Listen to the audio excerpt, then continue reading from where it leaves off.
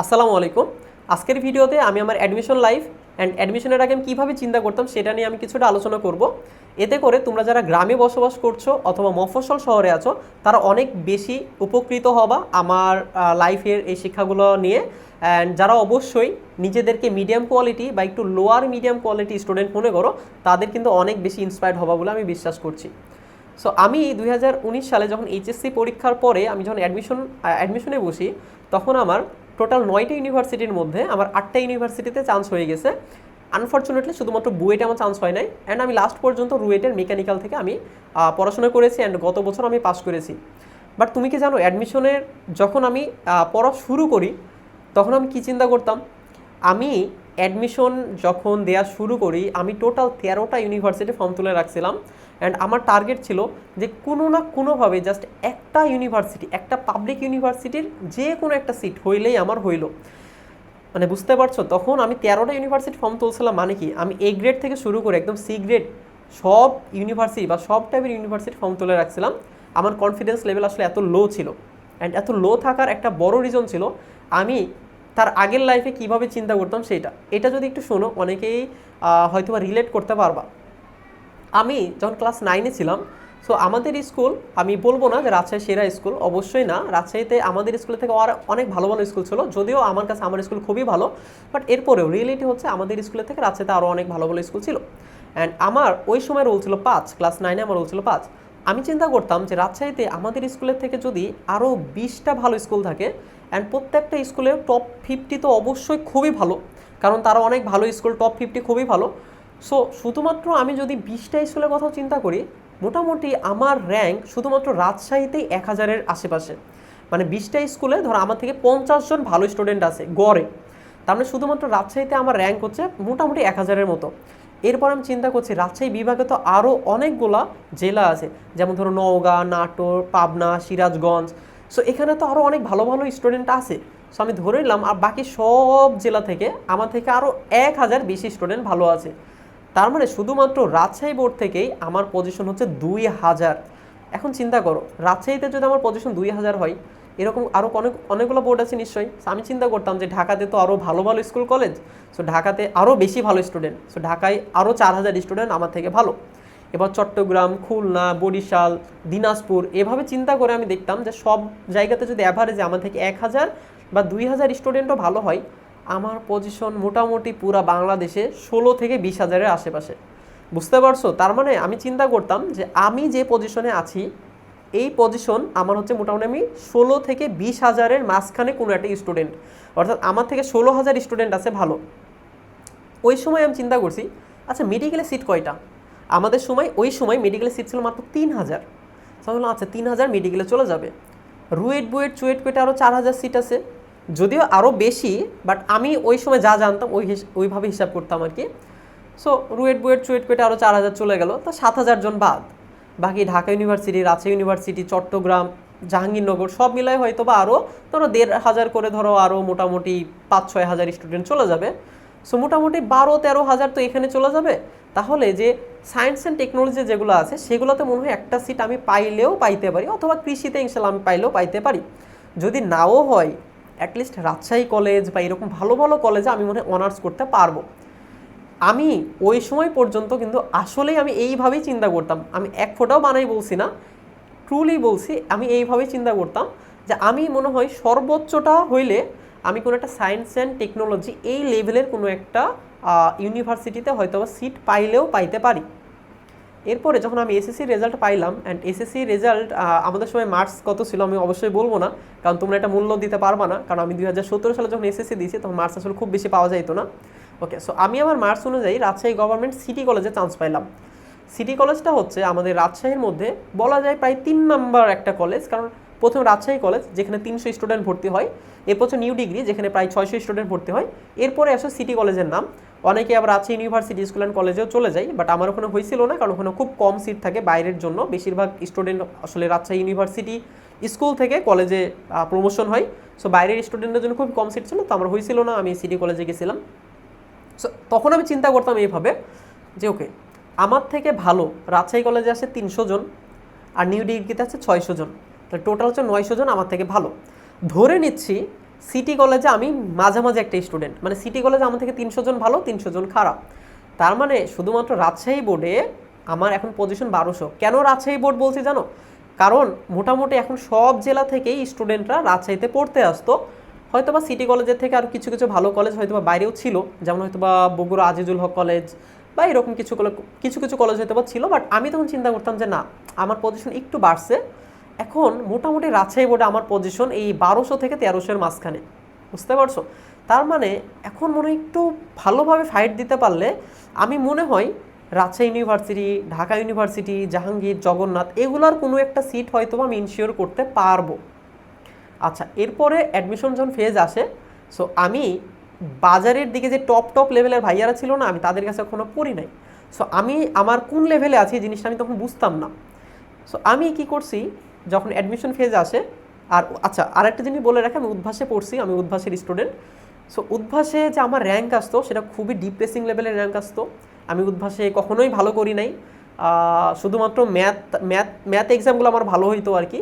So ম্যাথে দেখা যাইতো আমি হয়তো বা কখনো কখনো ব্রাঞ্চের মধ্যে হয়তো বা টপ 50-র মধ্যে আসছি, অ্যান্ড পুরা বাংলাদেশে হয়তো বা 150-200 এরকম কখনো কখনো র্যাঙ্কে আসছি, কখনো কখনো, সবসময় না, রেগুলার না। অ্যান্ড আমি উদ্ভাসে রাজশাহী ব্রাঞ্চে তুখর ব্যাচে ছিলাম, বাট রাজশাহী তুখর ব্যাচের অবস্থাও খুব একটা ভালো ছিল না, খুব বেশি যে কনফিডেন্স ছিল এমন না। সো আমি কি করছি, অ্যাডমিশন টাইমে আমি 13টা ইউনিভার্সিটি ফর্ম তুলে রাখছি।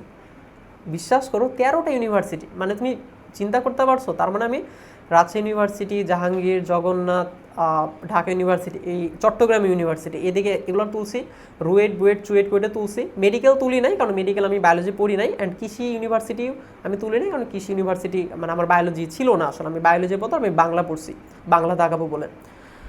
এদিকে মনে করি ইসলামী ইউনিভার্সিটি, তারপরে হচ্ছে আরও ছিল আর কি বিভিন্ন, পাবনা প্রযুক্তি, তারপর হচ্ছে সম্ভবত দিনাজপুর হাজী দানেশ, এইরকমভাবে আমি 13টা ইউনিভার্সিটি ফর্ম তুলে রাখছিলাম।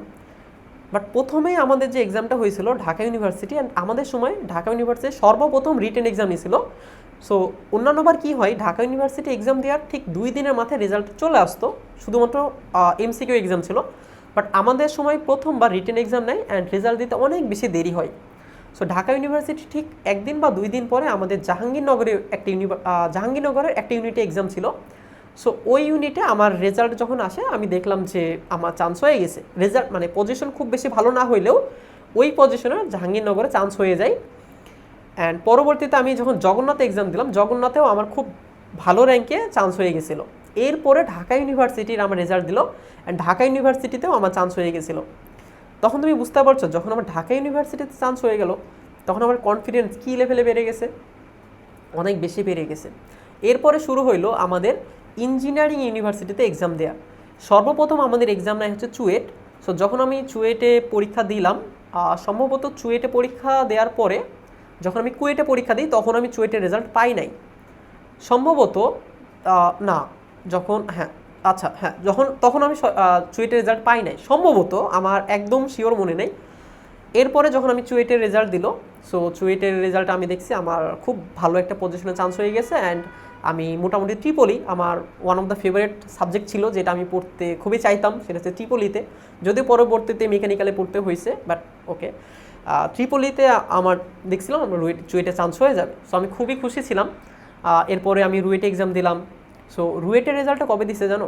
যখন আমরা সাস্ট থেকে এক্সাম দিয়ে আসি। আমি সাস্টে এক্সাম দিয়েছিলাম, ওকে, অ্যান্ড সাস্টে আমার খুবই ভালো পজিশনে চান্স হয়েছিল। সো সাস্ট থেকে এক্সাম দিয়ে যে রাতে আমি বাসায় ফিরছি, অ্যান্ড বাসের মধ্যে আমার রুয়েটের রেজাল্ট দেয়।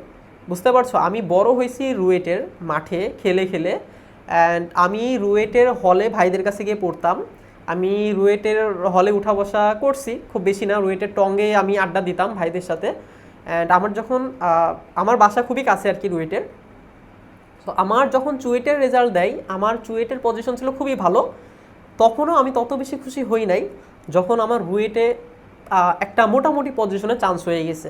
অ্যান্ড আমি খুবই খুশি ছিলাম রুয়েটে যখন চান্স হয়ে গেল। অ্যান্ড প্রায় রাত 2টা বা 3টা বাজে, ওই সময় আমি সিলেট থেকে আমি ব্যাক করছি। আমার ফ্রেন্ড ছিল সাথে, আমি বললাম যে আমার তো রুয়েটে হয়ে গেছে, তুমি কি খাবা বলো। অ্যান্ড আমি তখন ওই রাতে আমি ফোন দিছি বাসায় যে আম্মু আমার রুয়েটেও হয়ে গেছে। সো সবাই আসলে এত বেশি খুশি ছিল, হ্যাঁ মানে অনেক খুশি। অ্যান্ড আমি যে আসলে বুয়েটে চান্স পাই নাই, ওই জিনিসটা না আমার ওই সময় পর্যন্ত কখনো আফসোস হইতো না, পরবর্তীতে যে খুব বেশি আফসোস হয়েছে এমন না, বাট এর থেকে আসার পরে হয়তো একটু মনে হয়েছে যে না আমি বুয়েট হইলে হয়তো আর একটু বেশি সুবিধা পাইতাম। কারণ অনেক স্টুডেন্ট আসলে ভাইয়া রুয়েটে পড়ে নাকি বুয়েটে পড়ে, এই জিনিসটা অনেক স্টুডেন্টের কাছে ম্যাটার করে। সো এর থেকে আসার পরে এই জিনিসটা আমার একটু ফিল হয়েছে যে না আমি হয়তো বুয়েটে পাইলে আর একটু বেশি ভালো হতো। বাট ট্রুলি স্পিকিং, যে ছেলেটা চিন্তা করতো যে পাবলিকের একটা সিট হইলেই হবে, সে যখন রুয়েটে চান্স পেয়ে গেছে, তার আসলে এর থেকে বেশি কিছু পাওয়ার আসলে আশা না করাই ভালো, তাই না? সো আমি ওকে, সো আমার যখন রুয়েটে চান্স হলো, সো আমি খুবই খুশি, একদম মানে পুরা বাসা বলো বা সবাই সবাই আমরা অনেক খুশি। ঠিক বাসায় আসার পরের দিন আমার সাস্টে রেজাল্ট দিল, সাস্টেও হয়ে গেছে, আমার খুবই ভালো পজিশন হয়েছে, অ্যান্ড সাস্টে আমি সিএসই পাইতাম, ওই পজিশনে হয়েছে। বাট বুঝতেই পারছো বাসা যেহেতু রুয়েটের কাছে, শেষ পর্যন্ত আমি রুয়েটেই পড়াশোনা করছি, অ্যান্ড রুয়েট থেকে আমি পাস করে বের হয়েছি গত বছর। এই হচ্ছে মোটামুটি আমার অ্যাডমিশন লাইফ। অ্যান্ড অ্যাডমিশনের আগে কীভাবে চিন্তা করতাম সেটা। আমার লাইফে আরও কিছু ছোটো ছোটো স্টোরি আছে, সেগুলো আমি তোমাদেরকে সামনে বলবো, তোমরা অনেক বেশি ইন্সপায়ার্ড হবা। কারণ সত্যি কথা বলতে অনেকে থাকে না যে খুব হাই লেভেলের স্টুডেন্ট অ্যান্ড সারা জীবন খুব ভালো করছে, ফাটাই দিছে অ্যাডমিশনে। আমারটা না আপ ডাউন হয়েছে, আমি কখনো ভালো ছিলাম কখনো খারাপ ছিলাম। সো মনে করো আমি খারাপ স্টুডেন্টের ফিলটাও আমি পাইছি, একটা ভালো স্টুডেন্ট ফিলও আমি পাইছি।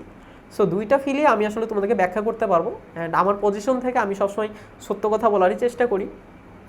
সো ওকে, এই ছিল মোটামুটি আমার আজকের ঘটনা। সো দেখো, আমার শেষে আমি জাস্ট এতটুকুই বলতে চাই যে তোমরা যে পজিশনে থাকো না কেন, অনেকেই হয়তো বা আমার মতো চিন্তা করো যে হয়তো কোথাও চান্স হবে না, পড়াশোনা করে হয়তো বা লাভ হচ্ছে না, বা আমি হয়তো বা পারবো না, ওই সব ভালো ভালো ইউনিভার্সিটি বা ভালো ভালো স্কুল কলেজের পোলাপানের জন্যই আসলে হবে। এটা আসলে মোটেও সত্য না। তুমি বিশ্বাস করো, এখন এই সময়ে এসে খুবই মফস্বল শহর বা গ্রাম থেকেও চান্স পাওয়া খুব বেশি সহজ হয়ে গেছে শুধুমাত্র অনলাইন এডুকেশনের কারণে। আগে যারা হয়তো বা মনে করো খুব প্রত্যন্ত একটা অঞ্চলের স্টুডেন্ট কখনো ভালো টিচার পাইতো না, অ্যান্ড শুধুমাত্র তারা টিচারের গাফলতির কারণে বা টিচারের অভাবে তারা ভালো একটা প্রিপারেশন নিতে পারতো না। বাট এখন তুমি দেখো, অনলাইনে বসেই তুমি ঘরে বসে বাংলাদেশের বেস্ট টিচারের কাছে পড়তে পারছো। মনে করো আমি ঢাকার মধ্যে বসে আমরা যারা যেসব টিচারের কাছে পড়ছে তাদের থেকেও বেস্ট টিচারের কাছে তুমি কিন্তু অনলাইনে বসে পড়তে পারছো। তাই এখন আসলে কেউ যদি অজুহাত দেয় যে টিচার ছিল না, এটা আসলে খুব খুব বাজে ধরনের অজুহাত, অ্যান্ড নিজের লাইফের সাথে আসলে একটু প্রতারণা করা। সো জাস্ট এতটুকুই বলবো যে যারা আমার শিক্ষার্থী আছো, যারা আমার থেকে শুনো, আমার পরামর্শ নাও অ্যান্ড আমাকে পছন্দ করো, তাদের উদ্দেশ্যে আমার কথা বলা যে সেটা হচ্ছে যে যদি তুমি ভালো মতো পড়াশোনা করো, আসলে যেই পজিশনে থাকো না কেন, ভালো কিছু করা আসলে সম্ভব। অ্যান্ড তুমি যখন ভার্সিটিতে আসবা, ভার্সিটি আসার পরে পাস করার পরে তোমার লাইফ কেমন হবে এটা কিন্তু আলাদা একটা ব্যাপার। তুমি ভার্সিটিতে কী করছো তারপরে ভার্সিটিতে কী করছো তার উপর ডিপেন্ড করবে পরের লাইফটা। বাট অ্যাটলিস্ট আমি মনে করি যারা পড়াশোনা করছো সবারই উচিত ভার্সিটি পর্যন্ত আসলে খুব ভালো মতো একটা ফাইট দেওয়ার। ভার্সিটিতে চান্স না পাইলে যে লাইফ শেষ, ব্যাপারটা এমন না। বাট ভার্সিটিতে চান্স পাইলে তুমি হয়তোবা নিজের থেকেই অনেক বেশি মোটিভেটেড থাকবা, অ্যান্ড তুমি একটা ভালো সার্কেল পাবা, একটা পরিবেশ পাবা, যেটা হয়তো তোমার লাইফকে পরবর্তীতে আরও অনেক বেশি স্মুথ করবে বা অনেক বেশি সহজ করবে বলে আমি বিশ্বাস করছি। ওকে, সো ভিডিওটা কেমন লাগলো জানিও, অ্যান্ড এখান থেকে আসলে ইন্সপায়ার্ড হয়েছো কি না সেটাও একটু জানিও। বাট আমি বিশ্বাস করি ইন্সপায়ার্ড আসলে হবার মতোই। ঠিক আছে, সবাই ভালো থাকো, সুস্থ থাকো, সবার সাথে দেখা হবে আরও নতুন কোনো ভিডিওতে। সবাইকে অসংখ্য ধন্যবাদ। আসসালামু আলাইকুম।